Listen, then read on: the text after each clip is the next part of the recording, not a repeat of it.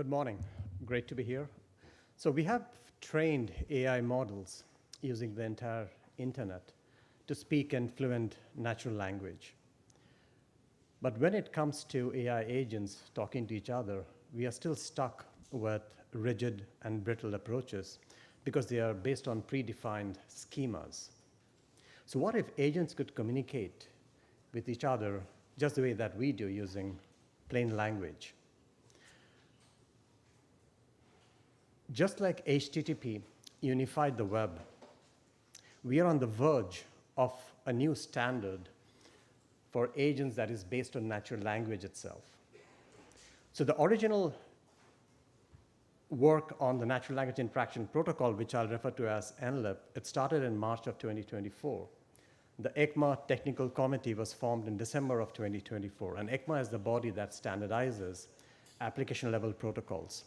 So I'm representing the ECMA technical committee and the NLIP collaborators in this session.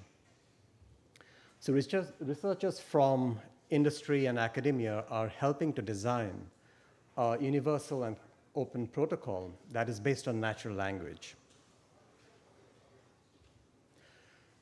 Now, today's systems use several application-level protocols and APIs with rigid schemas, and it causes challenges in integration, interoperability, and version management. So the question is, could we apply the generative AI technologies to design a more smarter and adaptable protocol? So if you look on the bottom left, that's the traditional protocols, where you have agent 1 communicating with agent 2, and you have the message structures A and B. They all need to be the same, and as well as the one that is over the wire, that's P, right? Because predefined schemas, they all need to be the same. In contrast, the NLIP, agent 1 message structure doesn't have to be the same as the message structure for agent 2, that is B. And you can use generative AI technologies to translate between the structures. The only important thing is that the meaning itself should remain the same. So that's I would say the essence of the idea. So NLIP provides a simple, open, standard, and common protocol for applications, agents, and services to communicate with each other and to us. It does assume generative AI capability at the endpoints. It follows a multi-turn request and response paradigm to ensure that the meaning is refined and well understood. And some of the obvious requirements for the protocol is got to be secure. It should enable various safeguards, such as data privacy, data usage policies. It should be implementable across various underlying transports and API styles. It should support multimedia content, should be efficient, should be implemented in various languages, and should be standardized in an open forum.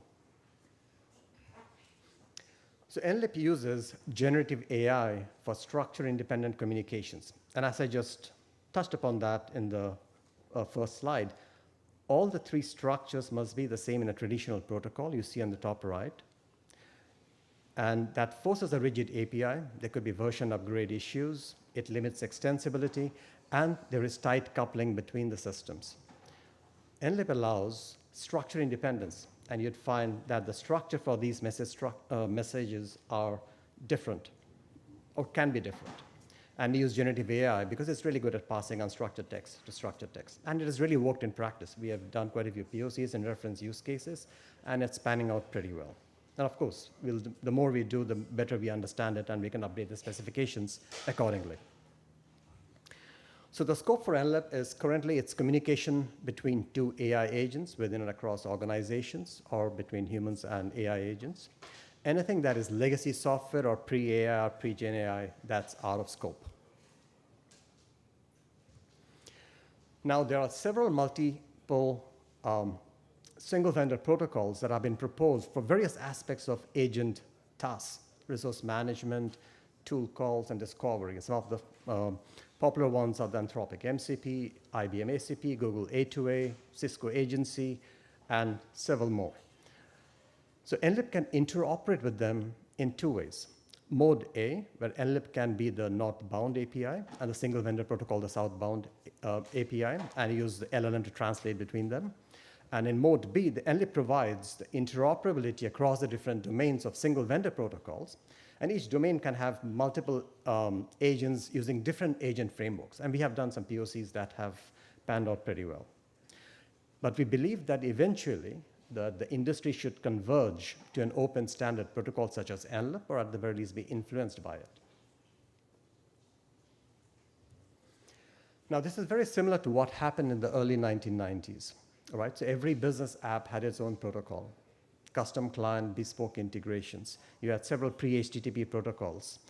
But once HTTP was introduced and was widely adopted, and under a single general purpose interface like the web browser, it really simplified application delivery, interoperability, and unleashed the potential of the internet and commerce. Today, we have a fragmented ecosystem of AI agents, tools, APIs, and proprietary integrations. LLMs and AI agents don't all talk the same language. AI agents and chat are becoming a common interface for business solutions. So if you can define that single standard protocols, HTTP for intelligent agents, it can really unlock and unleash the scale and collaboration of agentic AI applications. This is the NLIP schema. As you can see, it's really simple and concise. This is it. And you can check this out at our NLIP project on the GitHub page. And I'll provide some links at the very last slide as well. So let's dig deeper into the message structure. I've highlighted the content field because that is really the key field. The rest are supporting metadata. So the basic structure of a NLIP exchange is a submessage. So the format stores what kind of content that you're sending. Is it text? Is it JSON? Is it image? Is it video? The subformat is a bit more of information on the format. So if it is text, what language it is. If it is image, what is that encoding that is being used. And the content is the actual message. So in this case, let's say, what is the weather in Berkeley tomorrow? Label is a simple name or tag, weather info, for instance. So NLIP message can consist of a sequence of submessages, but in most cases, a single submessage suffices. And I have a use case later on that talks about how we have used the submessage field as well. Right? It's really simple. Now, this message format is community-driven. So we are all the researchers are coming together to define this structure, and it aims to solve the Tower of Babel problem in agent communications. And you find all of these other protocols defining their own message structure. So the salient features is the primary mode of interaction is natural language. It could be typed text or spoken text, which you can convert using speech-to-text conversion, and we have a POC that has worked out really well. It supports vision, audio, and other modalities. Structured text is also supported, but that's not the primary means of communication. There is no need for custom configurations. Your configuration and policy exchange are all done via natural language. And you can use different AI models at the endpoints. We have experimented with OpenAI models, Gemini models, Claude, IBM's Granite models, and they've worked out pretty well. Now, NLIP is not reinventing the wheel. It builds on tools and technologies that's already widely being used. So it runs on top of secure connections like TLS, runs on top of the authentication system, uses the base transit protocol like HTTP, and on your cell phone or computer, the NLIP library can talk to the NLIP server, which then talks to the business application servers for ordering, scheduling, or anything else. So the key message here is the NLIP integrates seamlessly with existing system architectures and doesn't reinvent the wheel. So let's look at an example. So for the next few slides, I have a few examples that will make this a bit clearer. So agent A is trying to introduce itself to register. And there is a version mismatch between these two endpoints. So agent A sends a message, I am A running on URI-EU. Register interprets that and creates a structure. It has an idempotency field, and it didn't find that information in the message, so it marks it at X. And then tries to clarify with agent A, are your operations idempotent? an agent A responds back, I cannot interpret your message, which indicates that it doesn't support it, and register smartly assumes and identifies that as idempotency is not supported, so it's false. And it may reconfirm that you are A with URIU and do not support idempotency, and it confirms back as that is correct, right? So this is a request and response to ensure that the meaning itself is refined and well understood. There's another example where it's a chat interaction, probably one of the most popular use cases. And this is, so the chat client inquires about the ECMA organization. So it uses the format text, subformat is English, and has the content, what is ECMA? The response from the chat server, again, format, subformat, and the content provides the response for the question. And of course, there are few other fields which I've omitted. This is not as relevant. And you can find these examples in the link I provided. That's in the NLib project page. It's part of the specifications. This is a use case that walks through a federation amongst various agents. So the client sends the same question to the proxy server. The proxy server then sends this to the 3 agents, agent 1, 2, 3, that may respond back with 3 different definitions of ECMA. The proxy then combines the responses and then uses the submessage field and sends it to the integrator app to requesting that it integrate this, synthesize this, and provide one response, and which it does and responds back to the user. So this is an example how you can use the submessage field. In this use case, NLib has been shown to work with popular agentic AI frameworks like LangChain and Llama Index. And it also supports tool calling using standard protocols like MCP. So in this case, you have a weather chatbot where the coordinator agent that is based on the LangChain receives a user query and delegates tasks to a worker agent that is based on the Llama Index, which then accesses an external weather API using MCP or other protocols. The coordinator then aggregates the responses from this task and then returns a synthesized answer to the user. And it shows how NLib can work across agent frameworks and uses existing protocols. There's an example, a speech-to-text, where a customer communicates the intent using speech. We use an NVIDIA ASR model to convert the speech-to-text, forward that to the channel recommender agent using NLib over HTTP.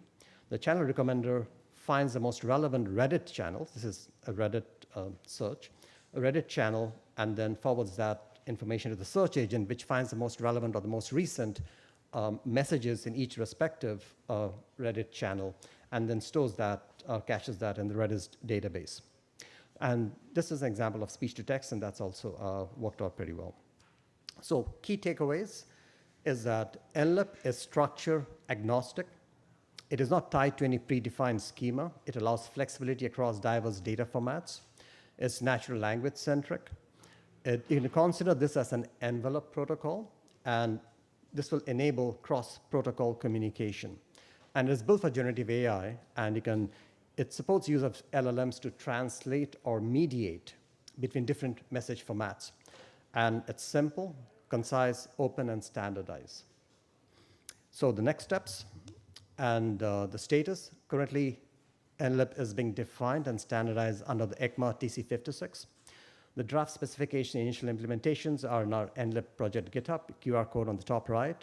And we do welcome your comments and feedback. These are still very early days for protocols, so it will really help. And if you're interested in supporting in POCs, that's also very welcome. We are targeting a formal standardization in the second half of 2025. So if you'd like more information, wish to get involved, please visit this NLib GitHub page and contact us using this email address. So with that, thank you very much. Okay, cool.